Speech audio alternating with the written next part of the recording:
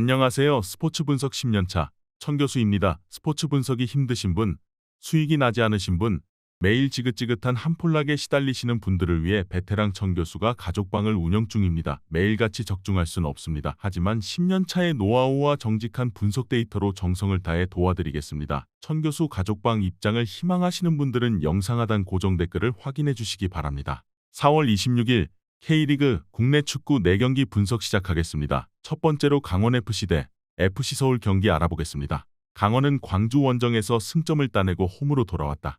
디노와 양현준, 김대원 등을 투입하며 골을 노렸는데 그래도 클린시트에 성공한 건 나름 성과였다. 단 3경기 연속 무득점에 그친 공격진의 마무리는 개선되지 않았는데 지난 시즌 잘해주던 정승용을 비롯한 측면 공격수들이 부진하다. 이대로 가단 최용수 감독의 거취도 불안해질 수 있기에 이번 경기를 통해 반등이 필요하다. 서울은 슈퍼매치를 승리하고 리그 2위로 올라갔다. 대전과 울산 등에 패하긴 했지만 울산을 제외하면 가장 많은 승수를 올린 팀이다. 게다가 팀이 간절히 바라던 황의조의 필드골까지 나왔기에 앞으로 더 탄력을 받을 수 있다. 이 경기는 주중 일정으로 로테이션 가동도 가능하지만 윌리안의 복귀와 일류첸코, 박동진의 존재로 문제는 아니다. 서울의 승리를 본다. 최용수 감독이 서울의 레전드로 서울을 잘 아는 건 사실이지만 그때와 지금의 서울은 다른 팀이다. 익수볼이 잘 정착한데 다팔로세비치와 나상호, 황의조 등 쓰리톱의 화력이 대단하다.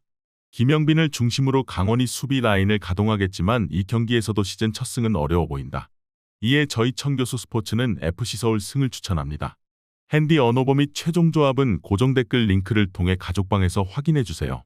두 번째로 광주FC 대 제주FC 경기 알아보겠습니다. 광주는 직전 강원전에서 경기 내내 상대를 압도했지만 승점 1점 추가에 그쳤다. 산드로와 정호연 등 주축 선수 2명을 교체로 내보내고 엄지 성이 복귀 전임을 감안하면 그리 실망할 결과는 아니지만 홈에 강한 팀이기에 아쉽기는 하다. 단 이정효 감독에게 정신력 무장을 주문받은 엄지성이 이 경기에는 복귀할 것으로 보이기에 산드로, 아산이, 하승우나 공격진에 나설 것이다. 제주는 전북전에서 완패하며 연승의 기세를 이어가지 못했다.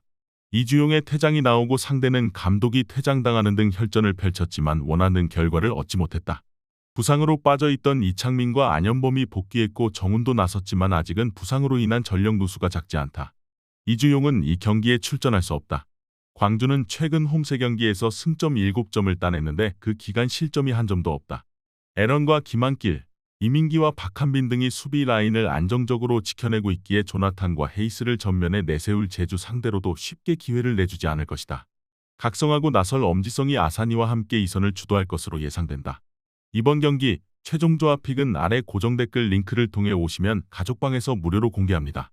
영상 잘 보셨나요? 나머지 경기들 보시기 전에 천교수 스포츠 조합 픽 받는 법 알려드리겠습니다. 앞서 말씀드렸다시피 핸디 언어버 최종 조합 픽은 가족방에서 매일 최신으로 공유 중입니다. 가족방 입장 원하시는 분들은 영상 하단 고정 댓글 확인해주세요. 나머지 영상도 재밌게 시청해주시고 유익한 정보 얻어가시기 바랍니다. 세 번째로 전북현대 대 대전시티즌 경기 알아보겠습니다.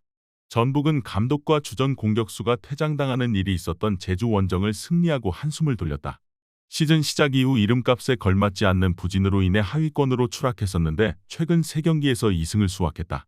컨디션 난조의 구스타보와 안드레 루이스가 빠진 데다 조규성도 돌아오지 못하는 등 전력 누수가 큰 상황에서 중요한 승리였다.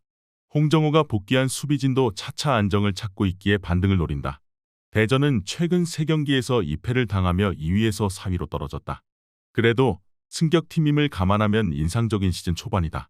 중앙의 왕성한 활동량을 강조하는 이민성 감독의 철학이 팀에 잘 녹아들며 점유율을 확실하게 가져가고 있다. 단 시즌 2패를 모두 원정에서 당하는 등 원정 경기력은 다소 아쉽다. 티아고의 문전 마무리도 시즌 초와는 다소 차이가 있다. 전북의 승리를 본다. 벤치에 감독이 없긴 하지만 뛰어난 코치들이 질비하기에 지도력 공백은 없을 것이다. 또 징계로 빠지는 하파 실바의 자리에 한교원과 문선민 등 발빠른 선수들을 기용해 제로톱으로 상대 수비를 공략할 수 있다. 백승호와 아마노준이 중원에서 우위를 가져갈 수 있는 전북이 연승에 성공할 것이다. 이에 저희 천교수 스포츠는 전북현대 승을 추천합니다. 핸디 언어버 및 최종 조합은 고정 댓글 링크를 통해 가족방에서 확인해주세요. 마지막으로 수원FC 대 대구FC 경기 알아보겠습니다. 수원은 인천 원정에서 라스와 윤빛가람의 골이 터지며 승점 1점을 따냈다. 선제골을 허용한 데다 추가골도 허용하는 등 원정에서 계속 끌려다녔는데 주축 선수들의 마무리가 좋았다. 중원에 나서는 선수들이 30대를 넘어선 베테랑으로서 활동량 문제가 다소 있긴 하지만 또 다른 베테랑 볼란치 김선민의 합류 이후 경기력이 안정을 찾았다. 이광혁과 이대광 등 벤치 크랙도 있다.